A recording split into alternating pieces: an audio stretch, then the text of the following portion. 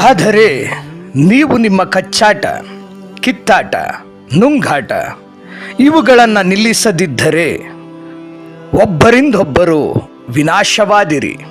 ಎಚ್ಚರಿಕೆ.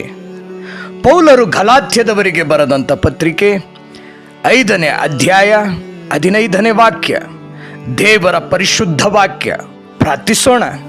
ಪ್ರಿಯ ಸ್ವರ್ಗೀಯ ಸ್ವತಂತ್ರರ ರಕ್ಷಕನೇ, ನೀವು ನಮಗೆ ಕೊಟ್ಟಂಥ ಸ್ವಾತಂತ್ರ್ಯವನ್ನು ನಮ್ಮ ದೈಹಿಕ ಬಯಕೆಗಳಿಗೆ ಸಾಧನವಾಗಿ ಮಾಡಿಕೊಳ್ಳದೆ, ನೀವು ಕೊಟ್ಟಂಥ ಆ ಸ್ವಾತಂತ್ರ್ಯವನ್ನು ನಾವು ದುರುಪಯೋಗಪಡಿಸಿಕೊಳ್ಳದೆ, ಪ್ರೀತಿಯಿಂದ ನಾವು ಒಬ್ಬರಿಗೊಬ್ಬರು ಗೌರವಿಸಿ ಬಾಳಲು ನಮ್ಮನ್ನು ಆಶೀರ್ವದಿಸಿರಿ.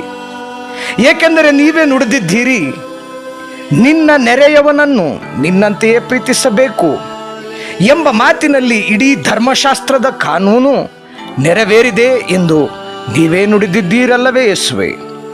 ಪ್ರತಿದಿನ ನಾವು ಮಾಧ್ಯಮಗಳಲ್ಲಿ ನೋಡುತ್ತೇವೆ, ಒಂದು ಸಣ್ಣ ಕಿತ್ತಾಟ ಎಷ್ಟೋ ಬಾರಿ ಸಾವಿನಲ್ಲಿ ಅಂತ್ಯವಾಗುವುದನ್ನು ಕಾಣುತ್ತೇವೆ.